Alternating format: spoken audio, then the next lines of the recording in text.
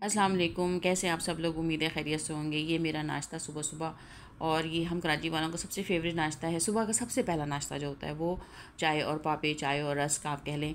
और उसके बाद तो फिर जो है वो 1 डेढ़ घंटे के बाद जो है वो 9 साढ़े 9 बजे तक या 10 बजे तक जो है फिर कुछ जो है वो मज़ीद नाश्ते की तलब होती है। ये तो बहुत सवेरे का नाश्ता है, यूँ समझे फ़जर की नमाज़ के बाद का।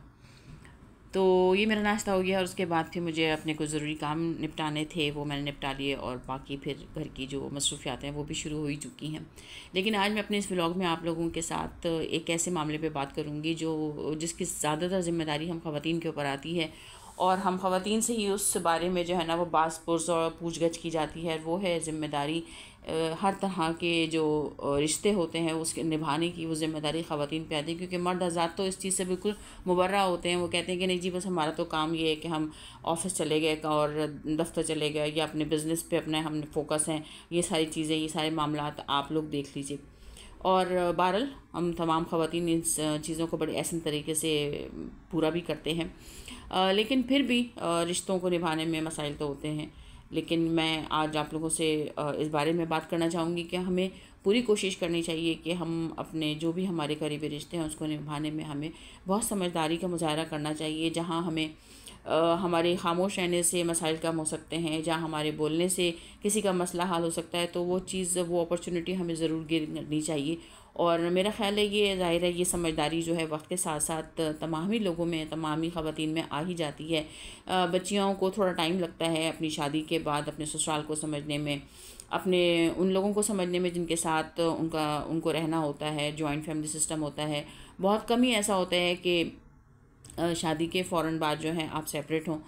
लेकिन बहरहाल जब साथ रहना पड़ता है तो बहुत सारे मसाइल भी होते हैं। बहुत सारी चीज़ें जो हैं वो म्यूचुअल अंडरस्टैंडिंग से जो हैं वो बहुत आसानी से हल भी हो जाती हैं। लेकिन बहरहाल फिर भी रिश्तों को निभाने की ज़िम्मेदारी जो है वो ख़वातीन के ही कांधों पर आती है।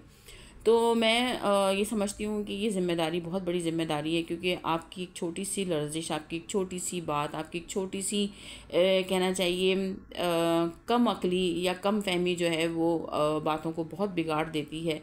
और रिश्ते जो हैं उनमें दरारें पैदा होना शुरू हो जाती हैं। क्योंकि हम लोग तस्दीक तो करना चाहते नहीं हैं, ना हम बैठते हैं ना बात करते हैं। जहाँ भी गलतफ़हमी होती है वहाँ मसला बात करने से ही हल होता है, लेकिन हम बात करना ही नहीं चाहते। सबसे पहले हम इसी चीज़ का दरवाज़ा बंद करते हैं कि नहीं भाई, हमें बात नहीं करनी।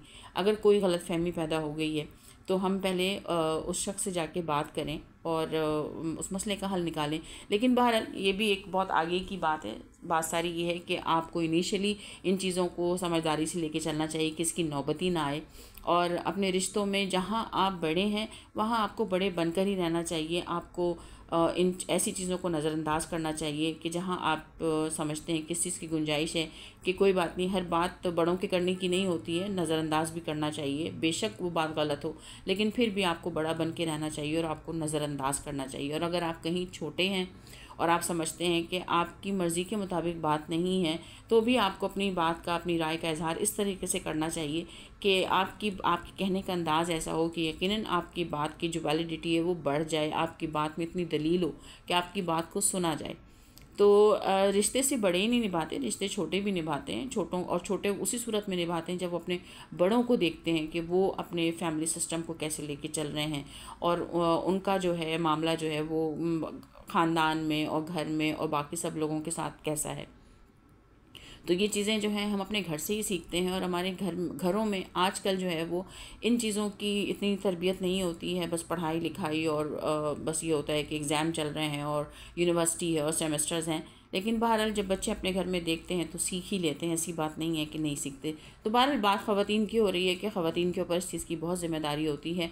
और यकीनन इस बात की ज़िम्मेदारी होती है कि हमें अपने ससुराली रिश्तों को किस तरह निभाना है, और हमारे जो मैके के रिश्ते हैं वो हमें किस तरह लेके चलने हैं। क्योंकि उमूमन शादी के बाद यही मामलात होते हैं कि आप अपने घर पे और अपने ससुराली मामलात में इतने बिज़ी हो जाते हैं कि अक्सर माँ बहनों को और बाप और भाई को भी शिकायत होती है कि आपके पास तो टाइम ही नहीं होता है, और आप ऐसे रिश्तों को फिर उस तरीके से लेके नहीं चल पाते हैं कि वो शिकायत जो है वो डेवलप हो जाती है।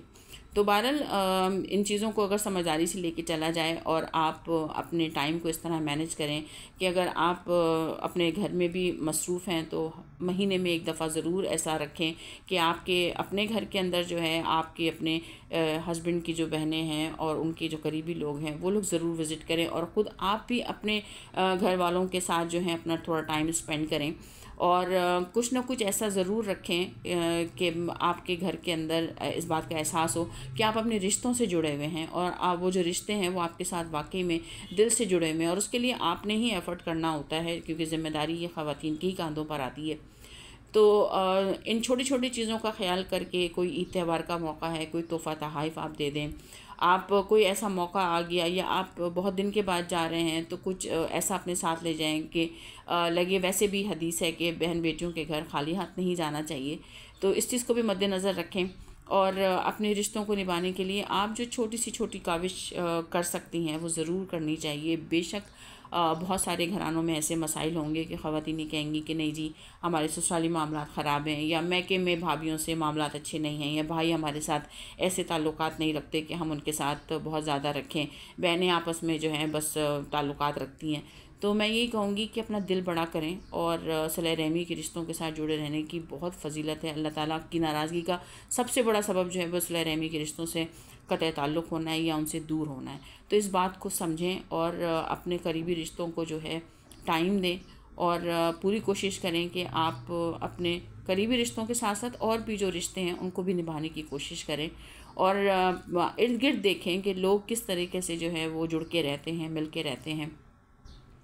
तो आपको ख़ुद भी बहुत अच्छा लगेगा, और यकीनन आपके इस अमल से आपकी अपनी शख्सियत में भी एक वज़ादारी पैदा होगी, और लोग यकीनन आपको इस चीज़ के लिए नोटिस करेंगे कि आप हर ऐसी फ़जूल चीज़ को नज़रअंदाज करके, जिससे सिवाय मामलात बिगड़ सकते हैं, उन चीज़ों को नज़रअंदाज करके आगे बढ़ जाती हैं और अपने रिश्तों को जोड़ने की भरपूर कोशिश करती हैं। तो उम्मीद है आप लोगों को मेरा आज का ये व्लॉग अच्छा लगा होगा, और मेरी ये कुछ बातें आप लोगों को अच्छी लगी होंगी, तो कमेंट करके ज़रूर बताइएगा।